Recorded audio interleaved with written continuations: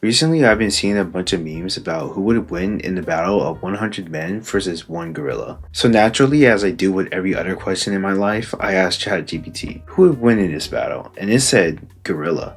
Well, kinda. The AI strategy for trapping a gorilla was a bit unrealistic in my opinion. Now, as I went back to my normal daily doom scrolling and brain rot sessions, one of the comments said, oh yeah, well, what if the humans were hyper intelligent? And I was like, huh.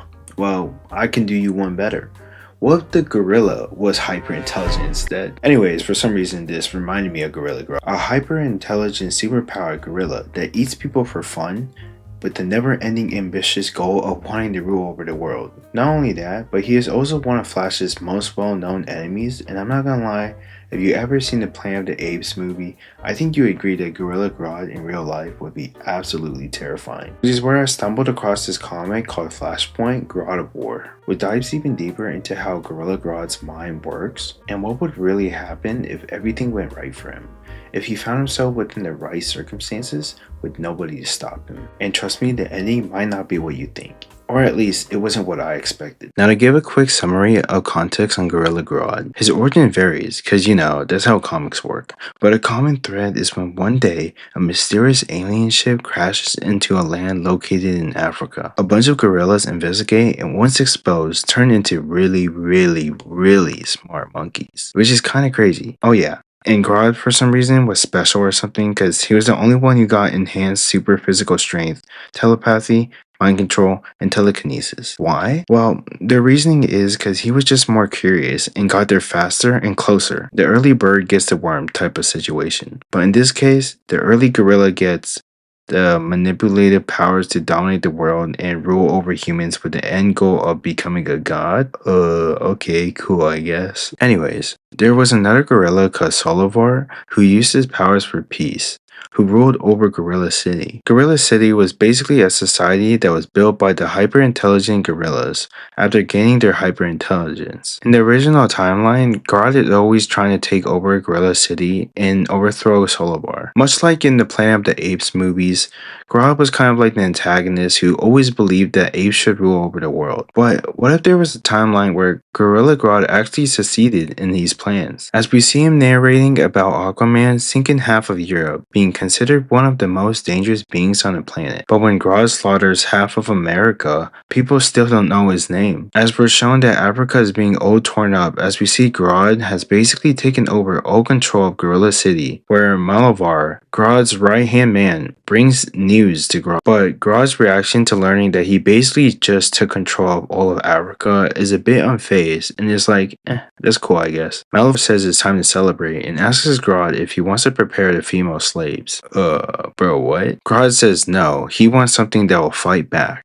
He wants violence. So Malavar prepares a gorilla who originally was a man, but through magic was transferred into a body of a gorilla and had killed his human body, obsessed with being loyal for Grodd. He is said to be one of the best warriors, and Grodd is just like, shut up. Grodd launches himself at the warrior, but the warrior is loyal and honorable, so Grodd commands him to attack him as hard as he can. The warrior says it doesn't seem fair, especially because of how Grodd just outweighs him in brute strength. Grodd, suddenly enraged, goes berserk on the warrior, breaking all the bones in his face and punching his teeth out as the warrior begs Grodd to stop, saying that he gives up. Grodd ends the battle, ripping out the warrior's face in half from his body, and goes to take a shower. Grodd says he needs to get out the castle, and decides to kill the remaining humans in a nearby town. We then see Grodd traveling with his servants inside of a car, and then an explosion takes out all the other cars. Then, Grodd's men are all shot down, with him remaining in the car. We see a group of some of the remaining kids who survived from Grodd's reign, and they came out, but Grodd is unbothered, as he says,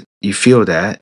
You're losing your will to my telepathic control." He then makes one of the boys shoot the rest of the kids. Then using his telepathic mind control powers, he says to the kid, "Now look at yourself. I really want to watch you kill yourself, but instead, I'm going to ask you to remember me and grow up hating me, spending every minute of your life planning how to kill me. Then when you're finally ready, I want you to get the job done." It's a weird twist, but not the only one we see, as Grodd later mentions that he is aware that Malavar planned the attack. But strangely, he decides to blame someone else and kills him and keeps Malavar around because he wants to quote unquote make things interesting. We then see Grodd with his gorilla men invading a city, playing around with the humans, as he rips out the spine of one of the victims. The rest of the gorillas are playing around with other humans, cheering. You can even see one of the humans being hung as Grodd thinks to himself, what are they so happy about? Afterwards, we find out something shocking, but it was foreshadowed earlier. Grodd is looking out at a sunset,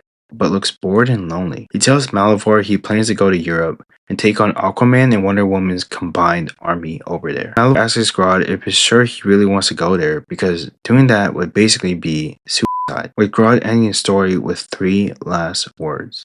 Let's hope so. At first glance, Grodd of War is just another dark twist in the Flashpoint timeline, but when I sat with it, I started to feel something way more real. See, Grodd's conquered everything. Entire nations kneel to him. He has the power, fear, control, but under all of that, he's numb, empty, and miserable. Not because he lost, but because he won. He reached the top, and all he found up there was silence. And that kind of hit me, because haven't we all felt like that? Chasing something. Grades, sports, video games, a career goal, or something we swore that would make everything better. Only to finally get it and then feel nothing. It made me realize it's not about reaching the top. It's about why we're climbing in the first place. Grodd climbed with rage, with ego. He wanted to be seen, feared, and remembered. And when he finally got everything, he realized no one cared. Not even he cared anymore. That's the part that stuck with me. The idea that if we chase things for the wrong reasons, we might just wake up one day surrounded by everything we thought we wanted, but still feel completely alone. And honestly, I felt that before too. To finally get what I wanted so badly, just to find out that the thing I missed and enjoyed the most was the story of what I experienced to get there. The story beneath all the blood and war is about us. About how if we don't find meaning, love, purpose, and connection, then all the success in the world will just feel like noise. Grodd didn't need a throne. He needed peace. He needed to feel like he mattered. And I think so do we. Yes, us. So if you're watching this right now and you've been grinding endlessly, chasing goals you don't even recognize anymore, maybe it's time to stop and ask, what am I really looking for? I think it's in within. And maybe that's the war that Grodd lost before he even began.